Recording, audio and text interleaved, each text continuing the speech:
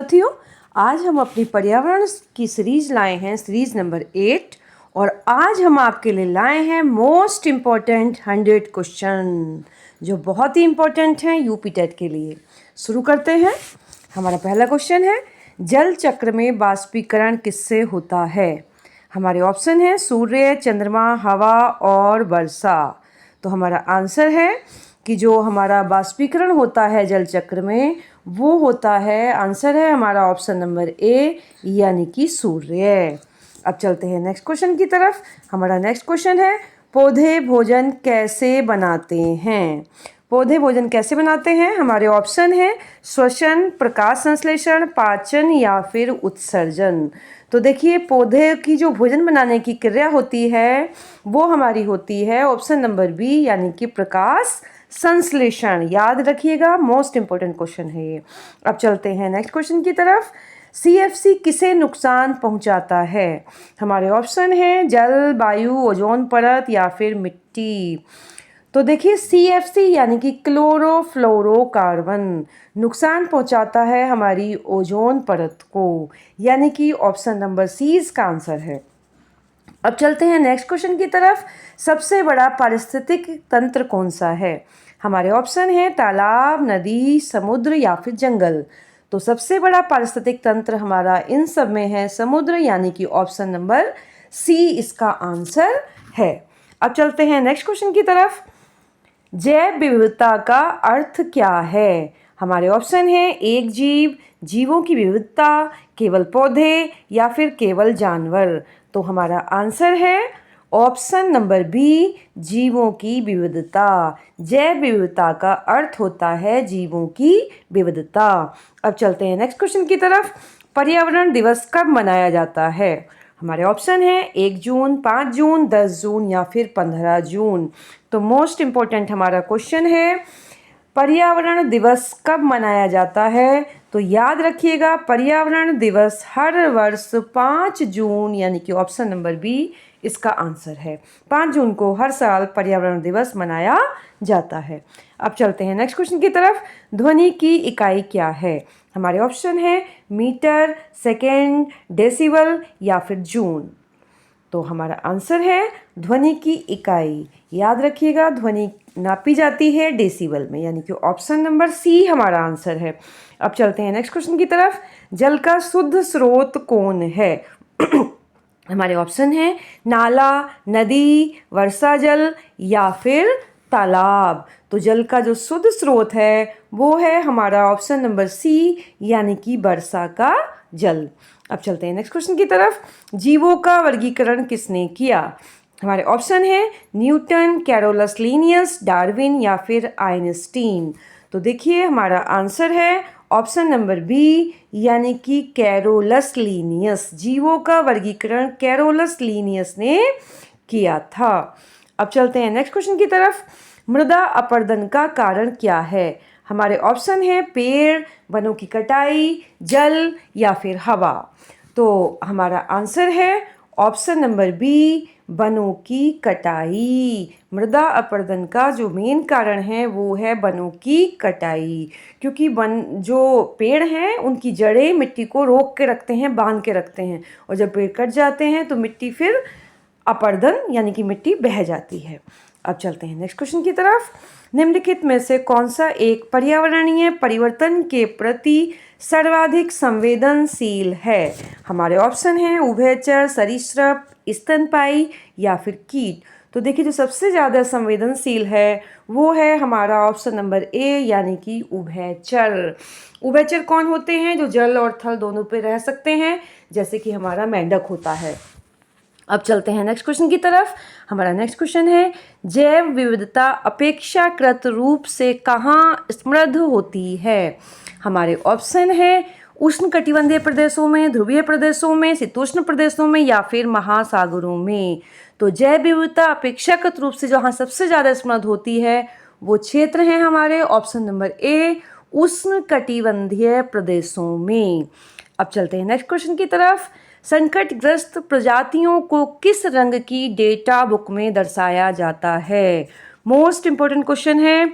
हमारे ऑप्शन है हरी, नीली, काली और लाल, और हमारा आंसर है इसका जो ये जिसमें संकटग्रस्त प्रजाति रखी जाती हैं वो होती है हमारी रेड डाटा बुक, यानी कि हमारा ऑप्शन नंबर डी लाल इसका आंसर है। अब चलते हैं नेक्स्ट क्वेश्चन की तरफ। केइबुल लामजाओ जो विश्व का एक अकेला तैरता हुआ राष्ट्रीय उद्यान है वो कहाँ पर है? तो देखिए, तैरता हुआ राष्ट्रीय उद्यान केवल एक इकलौता पूरे विश्व का, वो कहाँ पर है? हमारा ऑप्शन नंबर सी यानी कि मणिपुर। बहुत मोस्ट इम्पोर्टेंट क्वेश्चन है ये। इसका नाम है केइबुल लामजाओ और ये मणिपुर में हमारे स्थित है, जो नॉर्थ ईस्ट की हमारी स्टेट है। अब चलते हैं नेक्स्ट क्वेश्चन की तरफ। निम्नलिखित से कौन सी स्थानीय जाति है? हमारे ऑप्शन है निकोबार कबूतर, धनेश या हार्नबिल, भारतीय गैंडा या फिर गुलाबी सीप बरस। तो हमारा आंसर है स्थानिक जाति है हमारी ऑप्शन नंबर ए निकोबार कबूतर। कौन सी है स्थानिक जाति? निकोबार कबूतर। अब चलते हैं नेक्स्ट क्वेश्चन की तरफ। हमारा नेक्स्ट क्वेश्चन है टाइगर परियोजना किस वर्ष शुरू की गई? हमारे ऑप्शन है 1973, 2001, 1984 या फिर 1995। तो याद रखिए साथियों, मोस्ट इम्पोर्टेंट क्वेश्चन है ये। टाइगर परियोजना हमारी शुरू की गई थी 1973 में। मोस्ट इम्पोर्टेंट क्वेश्चन है टाइगर परियोजना 1973, यानी कि ऑप्शन नंबर ए इसका आंसर है। अब चलते हैं नेक्स्ट क्वेश्चन की तरफ।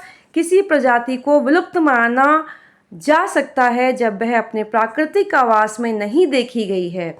हमारे ऑप्शन है 15 वर्ष से, 25 वर्ष से, 40 वर्ष से या फिर 50 वर्ष से।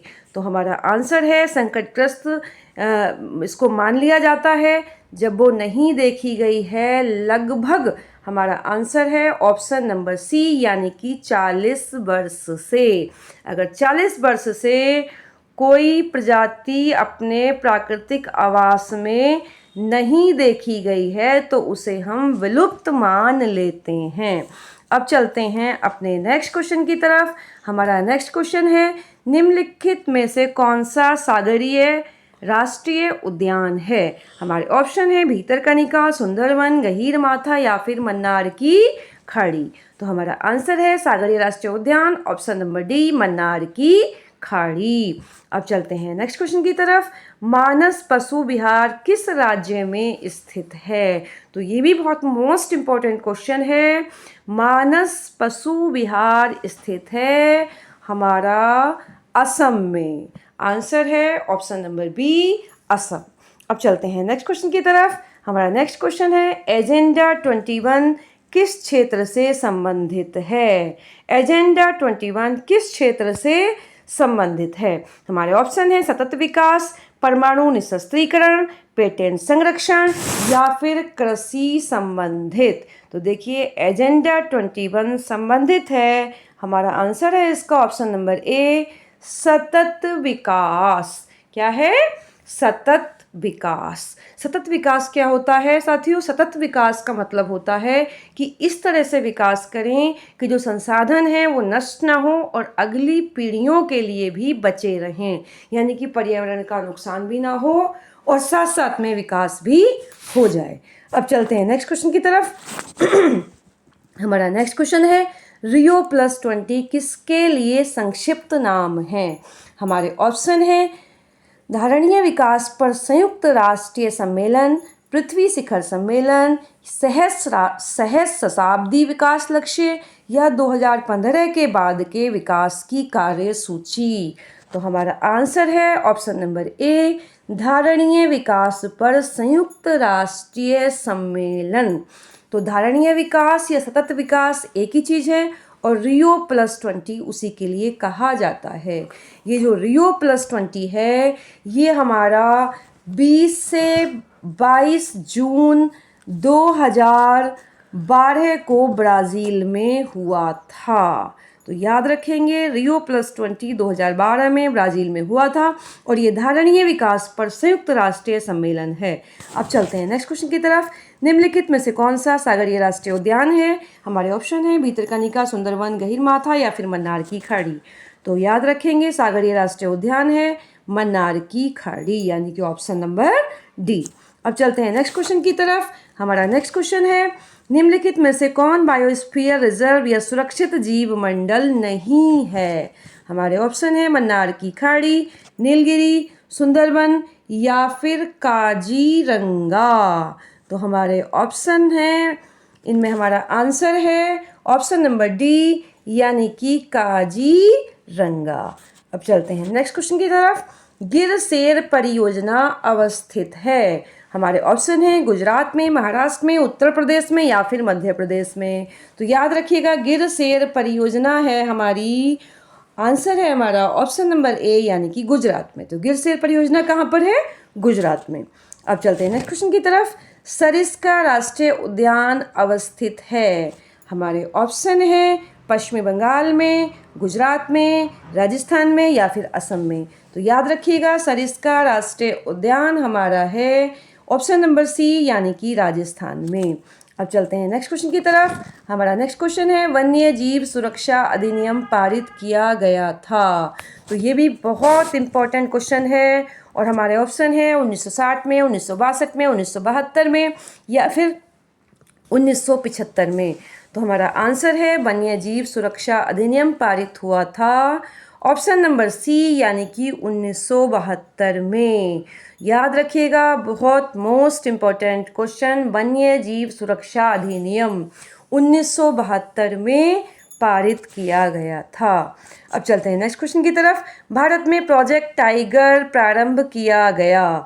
प्रोजेक्ट टाइगर प्रारंभ किया गया, हमारे ऑप्शन है 1972, 1973, 1981 या फिर 1985 में। तो हमारा आंसर है प्रोजेक्ट टाइगर स्टार्ट हुआ था 1973 में। वन्यजीव अधिनियम 1972 और उससे अगले ही साल यानी कि 1973 में प्रोजेक्ट टाइगर। तो दोनों क्वेश्चन को एक दूसरे से रिलेट कर लेंगे और याद कर लेंगे अच्छी तरीके से।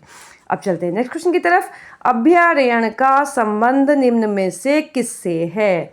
हमारे ऑप्शन है ऊर्जा संरक्षण, जल संरक्षण, वन्यजीव संरक्षण या फिर डॉल्फिन संरक्षण। तो याद रखिएगा कि जो अभयारण्य का संबंध है वो है हमारा वन्य जीव संरक्षण से, यानी कि ऑप्शन नंबर सी इसका आंसर है। अब चलते हैं नेक्स्ट क्वेश्चन की तरफ। सूर्य से आने वाली हानिकारक परावैंगनी किरणों से क्या हो सकता है? हमारे ऑप्शन है यकृत कैंसर, मस्तिष्क कैंसर, मुख कैंसर या फिर त्वचा कैंसर। हमारा आंसर है ऑप्शन नंबर डी, यानी कि त्वचा कैंसर। जो सूर्य से हानिकारक परावैंगनी किरणें आती हैं उनसे त्वचा कैंसर का खतरा होता है। अब चलते हैं नेक्स्ट क्वेश्चन की तरफ।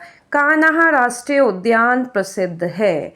हमारे ऑप्शन हैं शेरों के लिए, गायों के लिए, हाथियों के लिए या फिर बाघों के लिए। तो हमारा आंसर है कान्हा राष्ट्रीय उद्यान प्रसिद्ध है ऑप्शन नंबर डी, बाघों के लिए। किसके लिए है कान्हा राष्ट्रीय उद्यान? बाघों के लिए। अब चलते हैं नेक्स्ट क्वेश्चन की तरफ। हमारा नेक्स्ट क्वेश्चन है, निम्नलिखित में से कौन सा भारत में स्थापित प्रथम राष्ट्रीय उद्यान है? मोस्ट इम्पॉर्टेंट क्वेश्चन है, प्रथम राष्ट्रीय उद्यान भारत में स्थापित। हमारे ऑप्शन है चंदौली राष्ट्रीय उद्यान, जिम कॉर्बेट राष्ट्रीय उद्यान, गिरवन राष्ट्रीय उद्यान या फिर दुधवा राष्ट्रीय उद्यान। तो हमारा आंसर है भारत में स्थापित प्रथम राष्ट्रीय उद्यान है हमारा option number B, Jim Corbett राष्ट्रीय उद्यान। मोस्ट इम्पॉर्टेंट क्वेश्चन, भारत में स्थापित प्रथम राष्ट्रीय उद्यान हमारा है जिम कॉर्बेट राष्ट्रीय उद्यान। इसकी स्थापना हुई थी 1936 में। कब स्थापना हुई थी? 1936 में। और इसका नाम था हेली नेशनल पार्क। याद रखेंगे, इसका नाम था हेली नेशनल पार्क।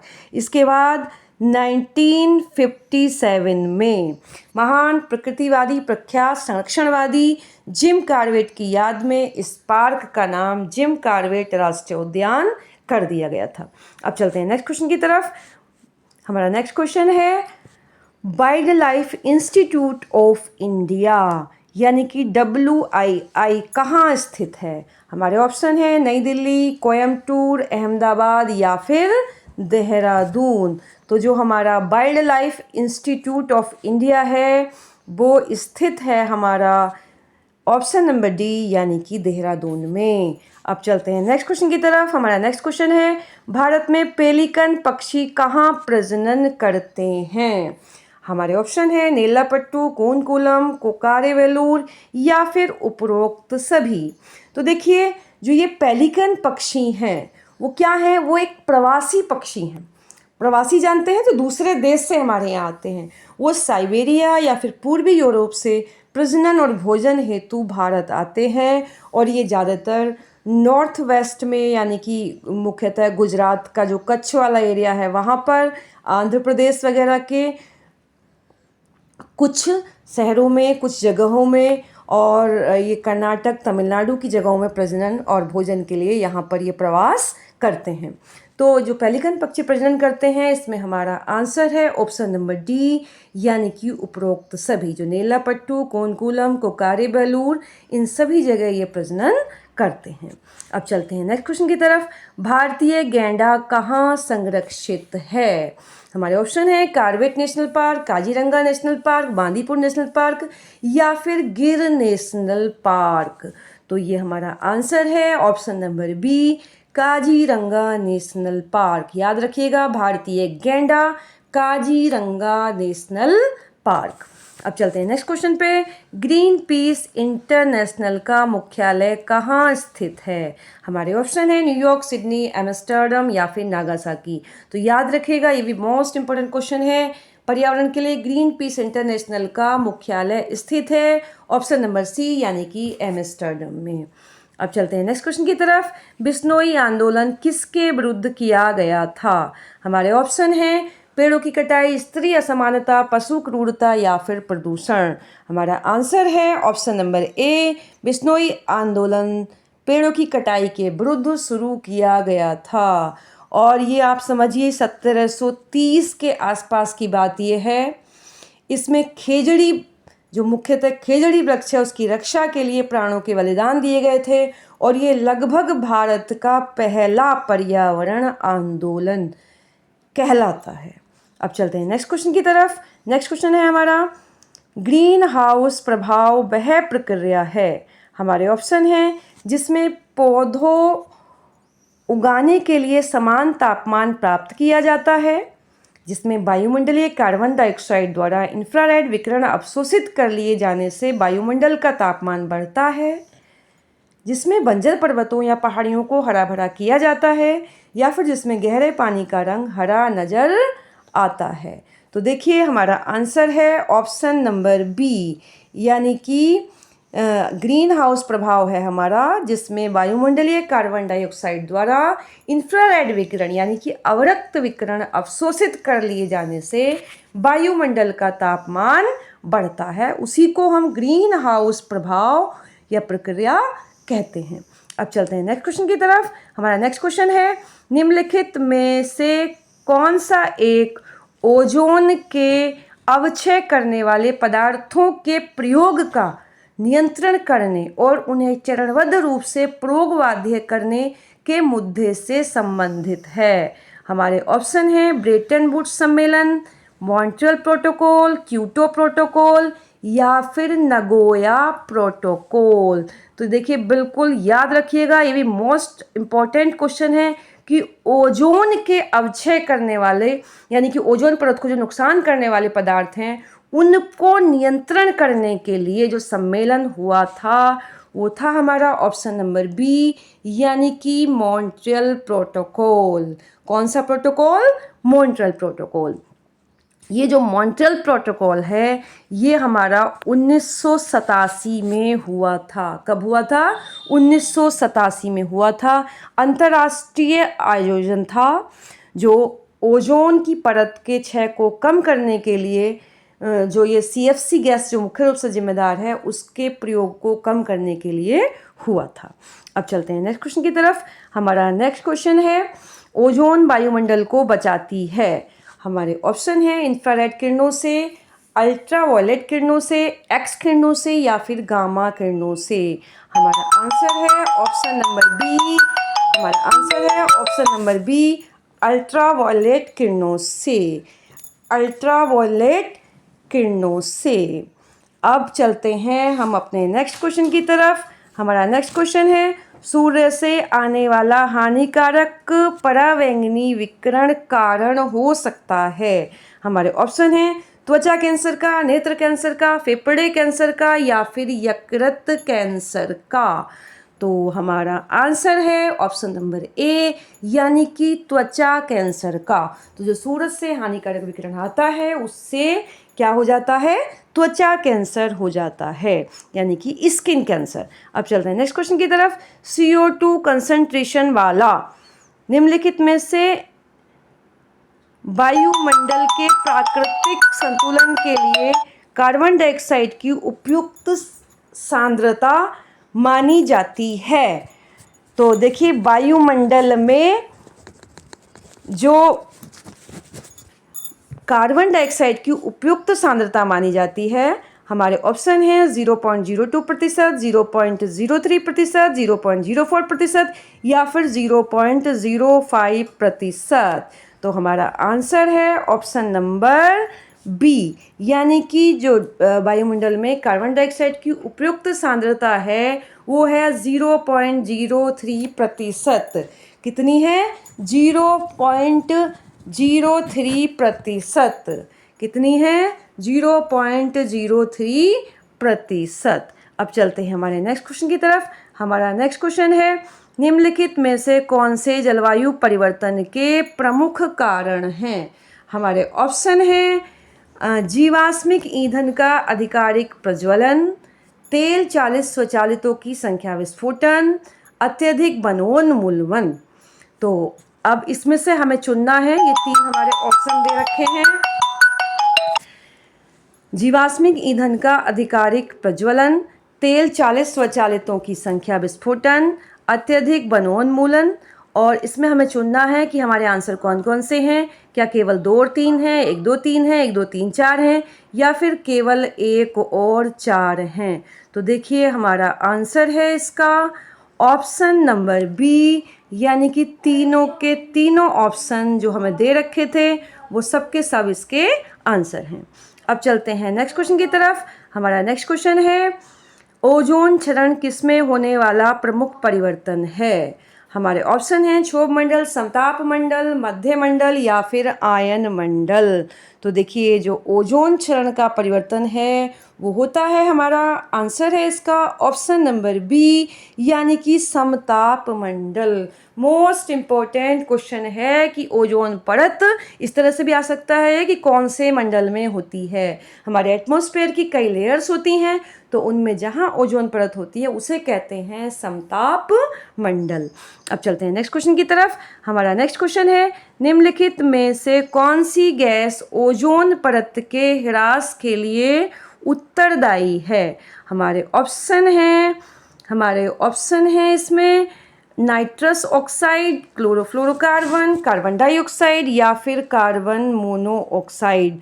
तो देखिए, ओजोन क्षरण के लिए जो मुख्य रूप से जिम्मेदार है वो गैस है क्लोरोफ्लोरोकार्बन, जिसे हम शॉर्ट में CFC भी कहते हैं।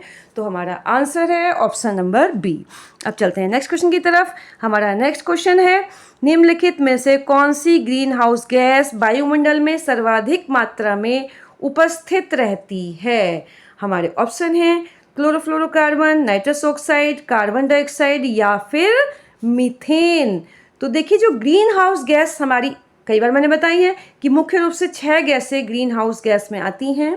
कौन कौन सी? Carbon dioxide, methane, ozone, CFC, जलवाष्प और नाइट्रस ऑक्साइड। तो इनमें जो सबसे ज़्यादा मात्रा वायुमंडल में उपस्थित होती है वो होती है हमारी ऑप्शन नंबर सी, यानी कि कार्बन डाइऑक्साइड। तो जो ग्रीन हाउस गैस मुख्य रूप से होती हैं उनमें सबसे ज़्यादा वायुमंडल में जो पाई जाती है वो होती है हमारी कार्बन डाइऑक्साइड। अब चलते हैं नेक्स्ट क्वेश्चन की तरफ। हमारा नेक्स्ट क्वेश्चन है, हरित गृह प्रभाव से वातावरण में निम्नलिखित में से कौन सा परिवर्तन होता है? हमारे ऑप्शन हैं वायुमंडल में कार्बन डाइऑक्साइड की सांद्रता बढ़ जाती है, वायुमंडल में आर्द्रता बढ़ जाती है, जीवधारियों की संख्या बढ़ जाती है या फिर वायु की गति बढ़ जाती है। तो हमारा आंसर है ऑप्शन नंबर ए, यानी कि हरित गृह प्रभाव से वातावरण में कार्बन डाइऑक्साइड की सांद्रता बढ़ जाती है।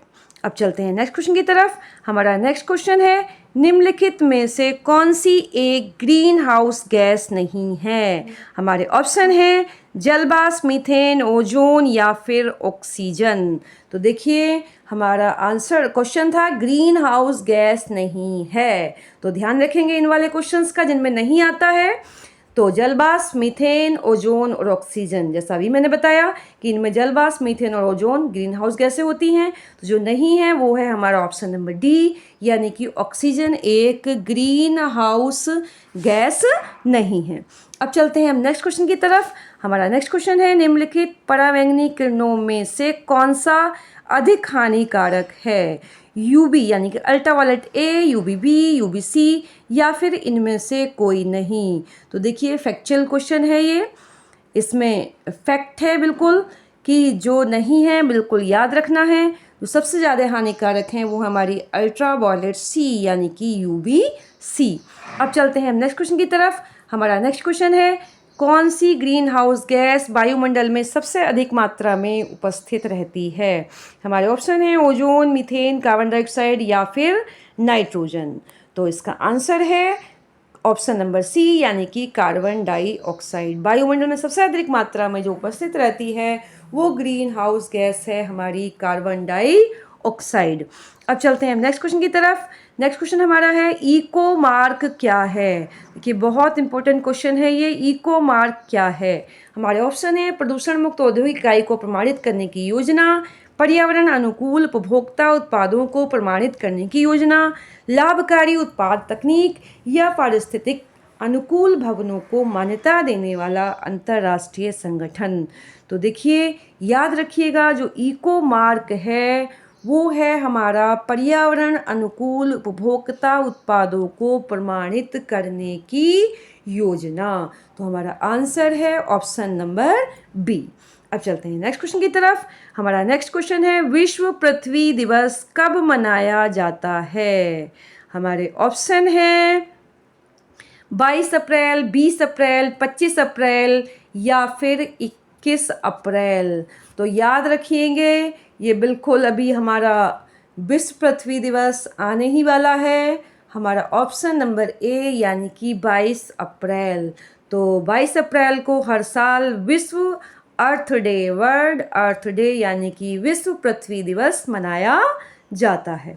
अब चलते हैं नेक्स्ट क्वेश्चन की तरफ। हमारा नेक्स्ट क्वेश्चन है, भारत शासन में पर्यावरण मंत्रालय का गठन किस वर्ष किया गया? हमारे ऑप्शन है 1972, 1980, 1992 या फिर 2002। तो देखिए जो पर्यावरण मंत्रालय का गठन है वो किया गया, हमारा आंसर है ऑप्शन नंबर बी 1980 में। ये भी याद रखेंगे कि पर्यावरण मंत्रालय का गठन कब हुआ, 1980 में हुआ। अब चलते हैं नेक्स्ट क्वेश्चन की तरफ। हमारा नेक्स्ट क्वेश्चन है, भारत के प्रत्येक नागरिक का कर्तव्य होगा प्राकृतिक पर्यावरण का संरक्षण और सुधार। ये किस अनुच्छेद से संबंधित है? हमारे ऑप्शन है 48 से 51A, 56 या फिर 21। तो हमारा इसका आंसर है, मोस्ट इम्पोर्टेंट क्वेश्चन है ये, 51A। कौन सा आंसर है हमारा? 51A। अब चलते हैं नेक्स्ट क्वेश्चन की तरफ। नेक्स्ट क्वेश्चन है हमारा, निम्न में से कौन सी पुस्तक पर्यावरण से संबंधित है? हमारे ऑप्शन है and then one day, here I stand, the late great planet earth या फिर साइलेंट स्प्रिंग। तो हमारा आंसर है option number D, silent spring. ये जो पुस्तक है वो है पर्यावरण से संबंधित है और नाम है इसका साइलेंट स्प्रिंग। और ये याद रखिएगा, बड़ा मोस्ट इम्पोर्टेंट क्वेश्चन ये है हमारा। ये जो साइलेंट स्प्रिंग पुस्तक है ये 1962 में प्रकाशित हुई थी। कब हुई थी? 1962 में प्रकाशित हुई थी और इसकी राइटर हैं रैचल कार्सन। कौन है इसकी राइटर? Rachel Carson. तो रैचल कार्सन की पुस्तक साइलेंट स्प्रिंग पर्यावरण से संबंधित है जो कि 1962 में प्रकाशित हुई थी। अब चलते हैं नेक्स्ट क्वेश्चन की तरफ। हमारा नेक्स्ट क्वेश्चन है, यूनेप का मुख्यालय कहाँ है? हमारा नेक्स्ट क्वेश्चन है, यूनेप का मुख्यालय कहाँ पर है?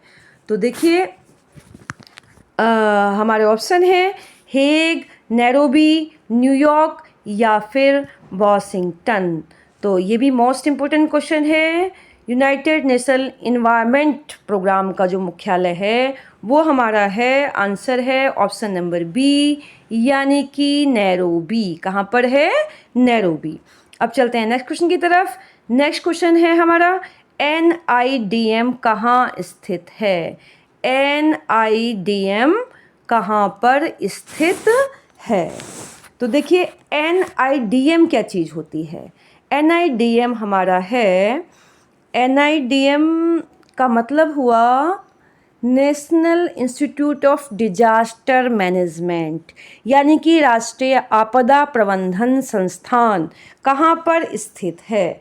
तो हमारा इसका आंसर है ऑप्शन नंबर बी, यानी कि नई दिल्ली में। नई दिल्ली में ये स्थित है, गृह मंत्रालय के अंतर्गत ये आता है। ठीक, अब चलते हैं नेक्स्ट क्वेश्चन की तरफ। नेक्स्ट क्वेश्चन है हमारा, NGT की स्थापना कब हुई? NGT की स्थापना कब हुई? हमारे ऑप्शन हैं 2008, 2009, 2010 या फिर 2011। तो ये भी बहुत इंपॉर्टेंट क्वेश्चन है। NGT यानी कि national green tribunal. National green tribunal की स्थापना हमारी हुई 2010, यानी कि ऑप्शन नंबर सी इसका आंसर है। अब चलते हैं नेक्स्ट क्वेश्चन की तरफ। हमारा नेक्स्ट क्वेश्चन है, निम्नलिखित में सही उत्तर का चयन कीजिए। तो देखिए मोस्ट इम्पोर्टेंट ये क्वेश्चन है जो अब आ रहा है हमारा, इसमें हमें सही उत्तर का चयन करना है। कुछ संस्थान दिए हुए हैं और वो कहाँ स्थित हैं उनसे हमें उनको मिलाना है।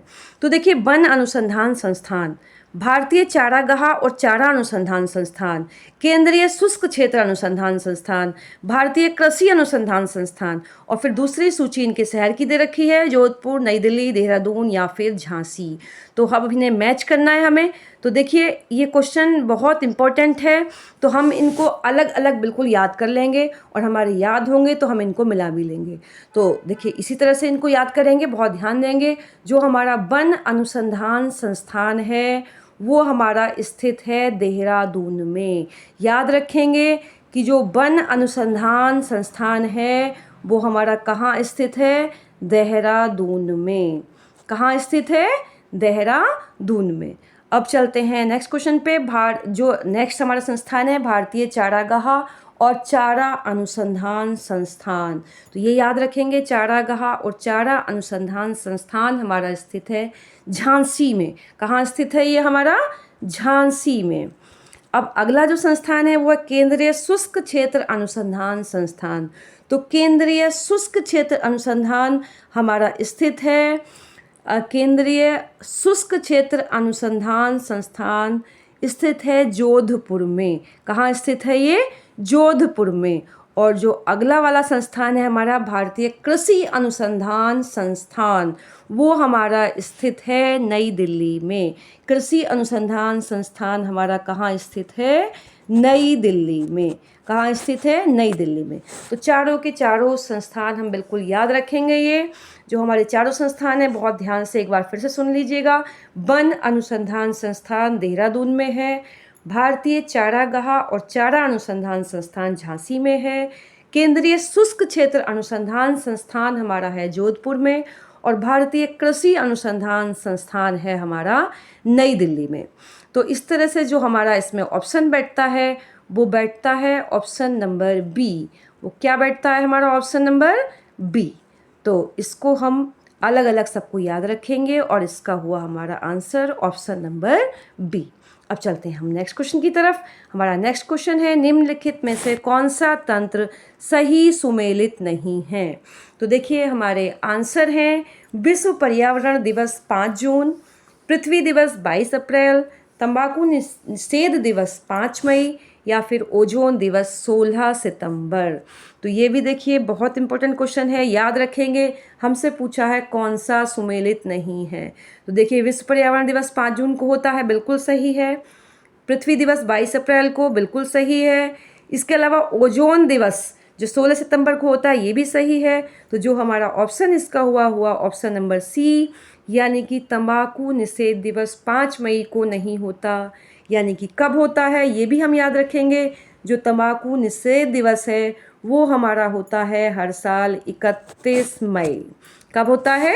31 मई। तो ये याद रखेंगे। ये 4 अलग अलग क्वेश्चन हमारे इस क्वेश्चन में कवर हो गए हैं। तो इस तरह से वीडियो आपके बहुत काम की है। और जो हमारी वीडियो को पहली बार सुन रहे हैं वो इस चैनल को सब्सक्राइब करना ना भूलें। अब चल रहे हैं नेक्स्ट क्वेश्चन की तरफ। और हमारा नेक्स्ट क्वेश्चन है, चिपको आंदोलन के प्रवर्तक कौन थे? चिपको आंदोलन के प्रवर्तक कौन थे? हमारे ऑप्शन है मेधा पाटेकर, पंडित सुंदरलाल बहुगुणा, MS स्वामीनाथन या फिर इंदिरा गांधी। तो बहुत इंपॉर्टेंट क्वेश्चन है ये भी। चिपको आंदोलन के प्रवर्तक थे, हमारा आंसर है option number B, Pandit Sundarlal Bahuguna. कौन है? पंडित सुंदरलाल बहुगुणा। अब चलते हैं नेक्स्ट क्वेश्चन की तरफ। अंतर्राष्ट्रीय पृथ्वी दिवस कब मनाया जाता है? हमारे ऑप्शन हैं 20 मार्च, 5 जून, 22 अप्रैल या फिर 3 मार्च। तो देखिए, अंतर्राष्ट्रीय पृथ्वी दिवस मनाया जाता है हर साल 22 अप्रैल को। अब चलते हैं नेक्स्ट क्वेश्चन की तरफ। हमारा नेक्स्ट क्वेश्चन है, NGT का पूर्ण रूप क्या है? हमारे ऑप्शन है national green tribunal, national general trust, national growth trust या फिर नेशनल गवर्नमेंट ट्रिब्यूनल। तो हमारा आंसर है NGT की फुल फॉर्म है ऑप्शन नंबर ए, यानी कि नेशनल ग्रीन ट्रिब्यूनल। क्या है हमारा आंसर?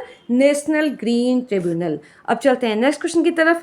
हमारा नेक्स्ट क्वेश्चन है, भारत में जैव विविधता की दृष्टि से धनी स्थान कौन सा है? हमारे ऑप्शन है पश्चिमी घाट, बंगाल की खाड़ी, थार रेगिस्तान या फिर पूर्वी घाट। तो याद रखिएगा, जैव विविधता की दृष्टि से सबसे धनी, सबसे रिच स्थान है हमारा ऑप्शन नंबर ए, पश्चिमी घाट। पश्चिमी घाट जैव विविधता की दृष्टि से भारत में सबसे ज़्यादा रिच स्थान है। अब चलते हैं नेक्स्ट क्वेश्चन की तरफ। हमारा नेक्स्ट क्वेश्चन है, सवाना बायोम में मनुष्य द्वारा निम्नलिखित में से किस प्रकार की कृषि की जाती है? हमारे ऑप्शन हैं झूम कृषि, पशुचारण, स्थायी कृषि या फिर उपरोक्त सभी। तो याद रखिएगा, सवाना बायोम में जो इतने भी ऑप्शन दे रखे हैं सब प्रकार की कृषि की जाती है, यानी कि हमारा आंसर है ऑप्शन नंबर डी, उपरोक्त सभी। अब चलते हैं अपने नेक्स्ट क्वेश्चन की तरफ। हमारा नेक्स्ट क्वेश्चन है, निम्नलिखित में से किस प्रदेश में कम प्रकाश, कम तापमान, 25 सेंटीमीटर से भी कम वार्षिक वर्षा और जमी हुई धरातल पाई जाती है? क्या क्या चीज़ें हैं? प्रकाश कम है, तापमान कम है, वर्षा भी कम है और धरातल जमी हुई है। हमारे ऑप्शन हैं भूमध्य सागरीय बायोम, टुंड्रा बायोम, घास भूमि बायोम या फिर मानसूनी बायोम। तो देखिए, सब कुछ कम है, तापमान कम है, प्रकाश कम है, वर्षा कम है और जमी हुई धरातल है। तो याद रखेंगे, ये जो हमारा आंसर है ऑप्शन नंबर बी, यानी कि टुंड्रा बायोम। कौन सा बायोम है? Tundra biome. अब चलते हैं हम अपने नेक्स्ट क्वेश्चन की तरफ। हमारा नेक्स्ट क्वेश्चन है, पर्णपाती वृक्ष। पर्णपाती वृक्ष, हमारे ऑप्शन है अपने खाद्य का संश्लेषण करेंगे, अपने खाद्य के लिए दूसरों पर निर्भर रहेंगे, अपनी पत्तियों हर वर्ष गिराएंगे या अपनी पत्तियां नहीं गिराएंगे। तो देखिए, नाम से ही स्पष्ट है, पर्णपाती वृक्ष यानी कि पर्णपाती। तो ऑप्शन है हमारा answer number option number C, अपनी पत्तियां हर वर्ष गिराएंगे। तो जो वृक्ष अपनी पत्तियों को हर साल गिरा देते हैं और नई पत्तियां दोबारा से आ जाती हैं, उन्हें कहते हैं पर्णपाती वृक्ष। हमारा ऑप्शन नंबर सी इसका आंसर है। अब चलते हैं नेक्स्ट क्वेश्चन की तरफ।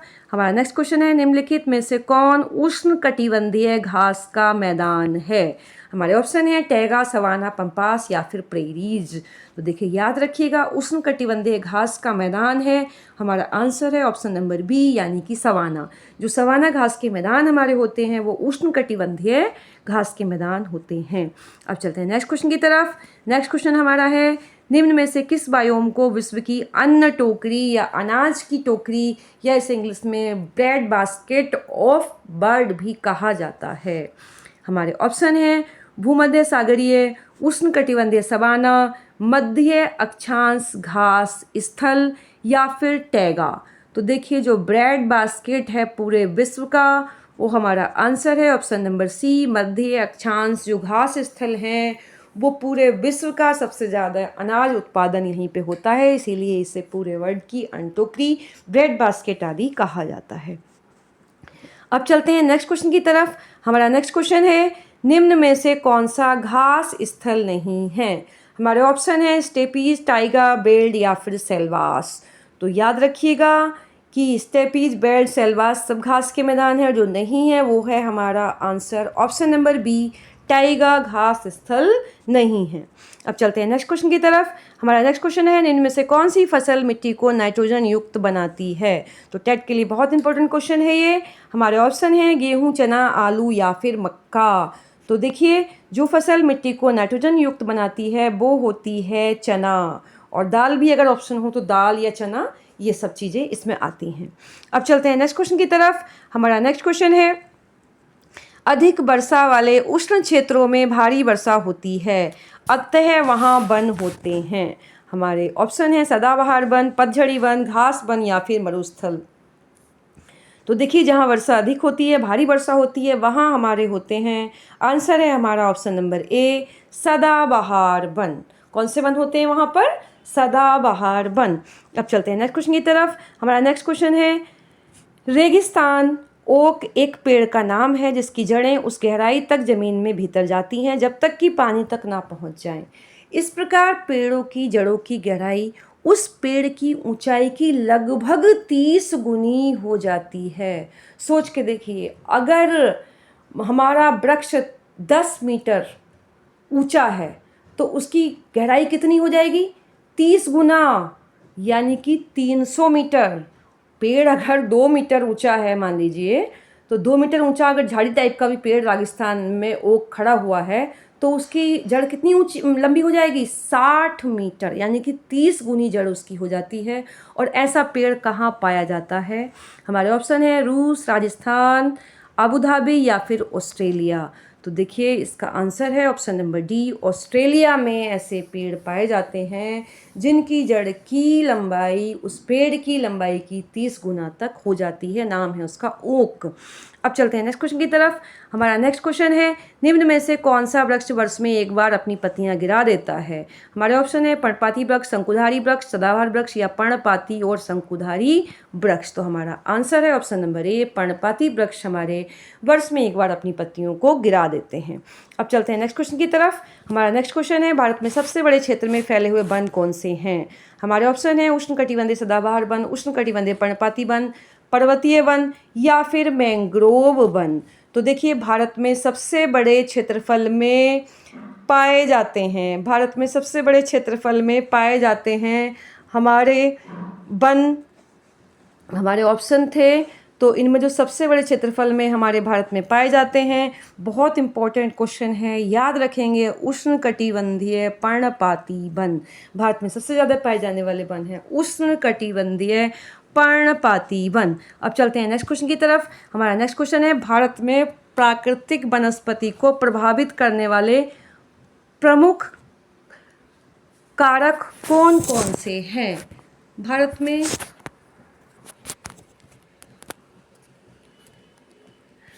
में प्राकृतिक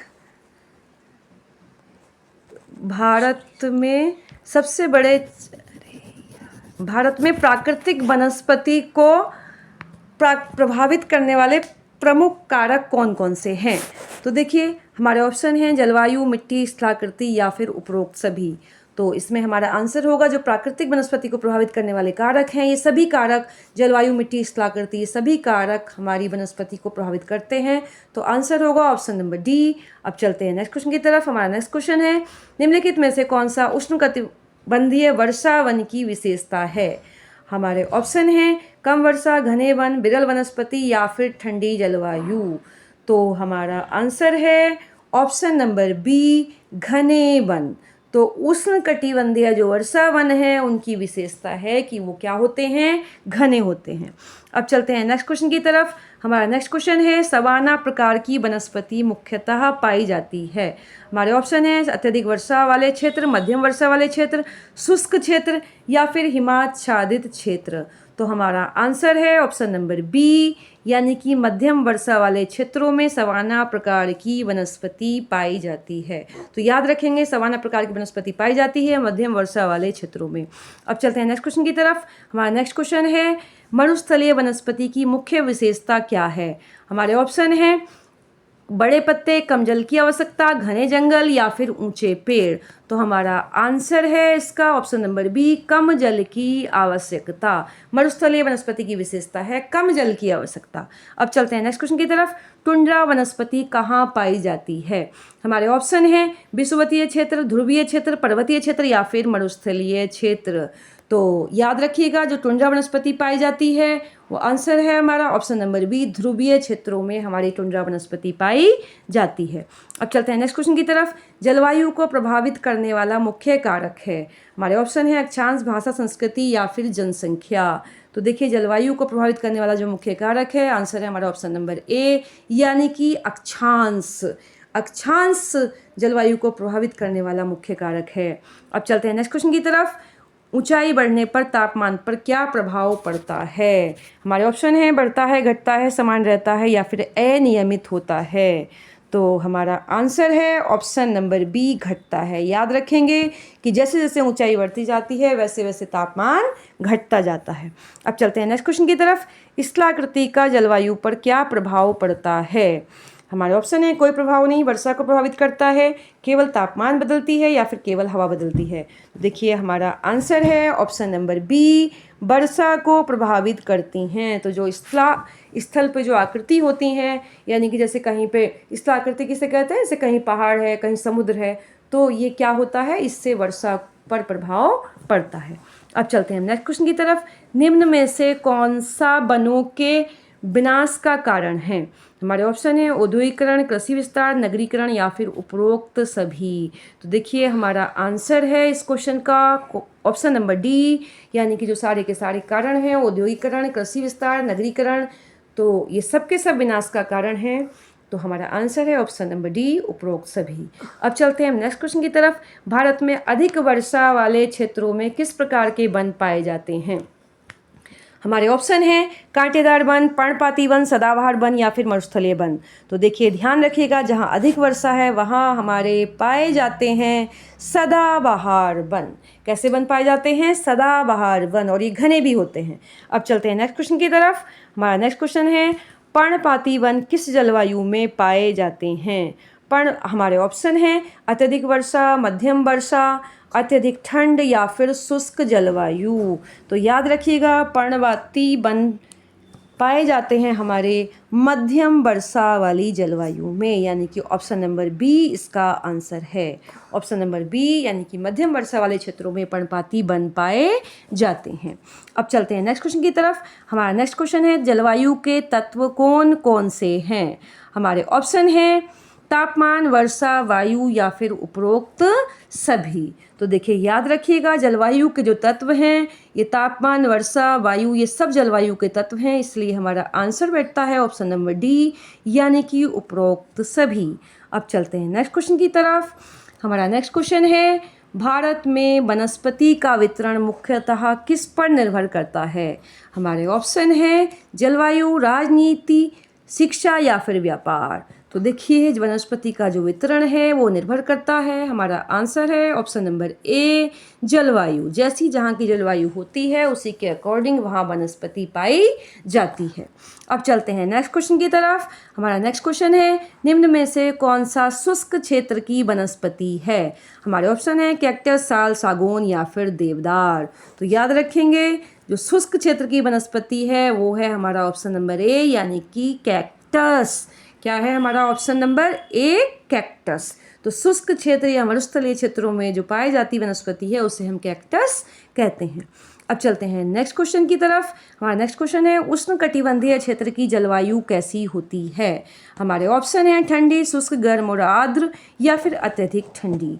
तो याद रखेंगे उष्णकटिबंधीय क्षेत्र की जलवायु होती है गर्म और आर्द्र। कैसी होती है? गर्म और आर्द्र। अब चलते हैं अपने नेक्स्ट क्वेश्चन की तरफ। हमारा नेक्स्ट क्वेश्चन है अधिक ऊंचाई वाले क्षेत्रों में कौन सी वनस्पति पाई जाती है? हमारे ऑप्शन हैं टुंड्रा, सदाबहार, कांटेदार या फिर पर्णपाती। तो याद रखिएगा जो अधिक ऊंचाई वाले क्षेत्र हैं वहाँ पाई जाती है वनस्पति हमारी टुंड्रा, यानी कि ऑप्शन नंबर ए हमारा आंसर है। और याद रखिएगा साथियों ये वीडियो आपके लिए बहुत यूजफुल होगी आने वाली टेट परीक्षा के लिए। हम इस सीरीज की 8 वीडियो बना चुके हैं। आपसे हमारी रिक्वेस्ट है कि सारी की सारी वीडियो हमारी देखिएगा तो आपका टेट बिल्कुल 100% क्लियर होगा। अब चलते हैं हम नेक्स्ट क्वेश्चन की तरफ। वन हमारे लिए क्यों महत्वपूर्ण हैं? हमारे ऑप्शन हैं, ऑक्सीजन देते हैं, वर्षा में सहायक हैं, वन्य जीवों का घर है, या फिर उपरोक्त सभी। तो देखिए हमारा आंसर होगा ऑप्शन नंबर डी, उपरोक्त सभी। वन जितने भी ऑप्शन हैं, ऑक्सीजन भी हमें देते हैं, वर्षा में सहायता करते हैं और वन्य जीवों का घर भी वन होते हैं। आजकल जो समस्या सबसे ज़्यादा आ रही है वो यही आ रही है कि वन कटते जा रहे हैं और जो बेचारे वन्य जीव हैं वो हमारे मानवीय आवासों की तरफ आ रहे हैं। जैसे कि आजकल आप देख रहे हैं कि बंदरों का आतंक है और मनुष्य अपने तरह तरह के उसमें तरीके निकालता है कि इनसे कैसे बचा जाए, लेकिन वो मूल अंतर पे नहीं पहुंच पाते कि हमने इनके आवासों को नष्ट कर दिया है, इसलिए ये बेचारे इधर उधर तड़प रहे हैं। तो वन हमारे लिए इसीलिए महत्वपूर्ण हैं। अब चलते हैं नेक्स्ट क्वेश्चन की तरफ। वनों की कटाई का मुख्य परिणाम क्या है? हमारे ऑप्शन है, वर्षा में वृद्धि, पर्यावरण संतुलन बिगड़ना, ठंड बढ़ना, या फिर मिट्टी उपजाऊ होना। तो देखिए वनों की कटाई का परिणाम हम ढूंढ रहे हैं, तो वनों की कटाई का जो मुख्य परिणाम है वो है हमारा ऑप्शन नंबर बी, यानी कि पर्यावरण संतुलन बिगड़ना। जो सारा का सारा पर्यावरण संतुलन बिगड़ा हुआ है उसका जो मुख्य कारण है वो वनों की कटाई है। पेड़ों को हम काटते जा रहे हैं और सारा का सारा एनवायरनमेंट संतुलन हमारा बिगड़ता जा रहा है। अब चलते हैं नेक्स्ट क्वेश्चन की तरफ। नेक्स्ट क्वेश्चन है हमारा, प्राकृतिक वनस्पति क्या है? हमारे ऑप्शन है, मनुष्य द्वारा उगाई गई, स्वयं उगने वाली, कृत्रिम पौधे, या फिर सजावटी पौधे। तो देखिए हमारा ऑप्शन है ऑप्शन नंबर बी, स्वयं उगने वाली। प्राकृतिक वनस्पति हम कहते हैं उस वनस्पति को जो अपने आप ही उग जाती है। आपने देखा है कहीं भी किसी ग्राउंड में बिना उगाए हमारे बहुत सारी घास तरह तरह की उगाती हैं, वही हमारी प्राकृतिक वनस्पति होती है। अब चलते हैं नेक्स्ट क्वेश्चन की तरफ। हमारा नेक्स्ट क्वेश्चन है, जलवायु परिवर्तन का एक कारण क्या है? हमारे ऑप्शन हैं, वनों की कटाई, शिक्षा, खेल, या फिर परिवहन। तो देखिए जलवायु परिवर्तन का जो मुख्य इकलौता सबसे मेन कारण है वो है हमारा ऑप्शन नंबर ए, वनों की कटाई। अब चलते हैं नेक्स्ट क्वेश्चन की तरफ। वर्षा का प्रमुख स्रोत क्या है? हमारे ऑप्शन है, समुद्र, पर्वत, हवा, या फिर मिट्टी। तो हमारा आंसर है इसका ऑप्शन नंबर ए, समुद्र। वर्षा का प्रमुख स्रोत क्या है? समुद्र है। अब चलते हैं नेक्स्ट क्वेश्चन की तरफ। मरुस्थल में पौधे कैसे होते हैं? हमारे ऑप्शन हैं, बड़े पत्तों वाले, छोटे पत्तों वाले, बिना पत्तों के, या फिर घने। तो हमारा आंसर है ऑप्शन नंबर बी, छोटे पत्तों वाले। तो मरुस्थल में जो पौधे होते हैं वो छोटे पत्तों वाले होते हैं और यहाँ तक कि कई बार तो उनके पत्ते बिल्कुल ख़त्म होकर कांटों का रूप ले लेते हैं, जिससे कि बाष्पोत्सर्जन से जल की हानि कम से कम हो, क्योंकि मरुस्थल में पानी की सबसे ज़्यादा क्या होती है? कमी होती है। अब चलते हैं नेक्स्ट क्वेश्चन की तरफ। हमारा नेक्स्ट क्वेश्चन है, कौन से वन ठंडे क्षेत्रों में पाए जाते हैं? हमारे ऑप्शन है, सदाबहार, पर्णपाती, टुंड्रा, या फिर कांटेदार। तो देखिए हमारा आंसर है, जो वन ठंडे क्षेत्रों में पाए जाते हैं वो हमारे होते हैं टुंड्रा, यानी कि ऑप्शन नंबर सी इसका आंसर है। अब चलते हैं नेक्स्ट क्वेश्चन की तरफ। भारत में सबसे अधिक वन किस प्रकार के हैं? तो मोस्ट इम्पोर्टेंट क्वेश्चन है कि भारत में सबसे अधिक वन किस प्रकार के हैं? तो हमारा आंसर है ऑप्शन नंबर बी, पर्णपाती वन। भारत में जो सबसे अधिक वनों का प्रकार है वो पर्णपाती वनों का है और पर्णपाती वन उष्णकटिबंधीय क्षेत्रों में पाए जाते हैं और वर्ष में एक बार अपनी पत्तियां गिरा देते हैं। अब चलते हैं नेक्स्ट क्वेश्चन की तरफ। पर्यावरण संतुलन बनाए रखने में कौन सहायक है? हमारे ऑप्शन हैं, वन, जल, वायु, या फिर उपरोक्त सभी। तो देखिए पर्यावरण संतुलन बनाने के लिए सहायक हैं ये सारे के सारे ऑप्शन, तो इसलिए हमारा आंसर हुआ ऑप्शन नंबर डी, उपरोक्त सभी। अब चलते हैं अपने नेक्स्ट क्वेश्चन की तरफ। पारिस्थितिक तंत्र और प्राकृतिक अधिवास का संरक्षण और उनके प्राकृतिक वातावरणों में प्रजातियों का जीवनक्षम, जनसंख्या का रखरखाव और प्रतिप्राप्ति के लिए प्रयुक्त पद है। यानी कि पूरा जो पारिस्थितिक तंत्र है उसमें प्राकृतिक अधिवासों में हम वहाँ जो प्रजातियाँ पाई जाती हैं उनका संरक्षण जब करते हैं उन्हीं के प्राकृतिक अधिवासों में, तो उसको क्या कहा जाता है? हमारे ऑप्शन हैं क्रोड संरक्षण, स्वस्थान संरक्षण, अपस्थान संरक्षण या परिधीय संरक्षण। तो देखिए मोस्ट इम्पोर्टेंट क्वेश्चन है कि जब हम प्राकृतिक आवास में ही किसी प्रजाति का संरक्षण करते हैं तो उसे कहा जाता है स्वस्थान संरक्षण। तो हमारा ऑप्शन है ऑप्शन नंबर बी, स्वस्थान संरक्षण। तो हम आज की वीडियो यहीं पर समाप्त करते हैं और आपसे ये बिल्कुल वादा करते हैं कि जो हमारी पर्यावरण सीरीज है तो वो आपके लिए बहुत हेल्पफुल होगी। इनकी सारी वीडियो को आप बार बार सुनिएगा और हमारे चैनल को सब्सक्राइब ज़रूर करिएगा, लाइक करें, शेयर करें और कमेंट भी ज़रूर करें। धन्यवाद।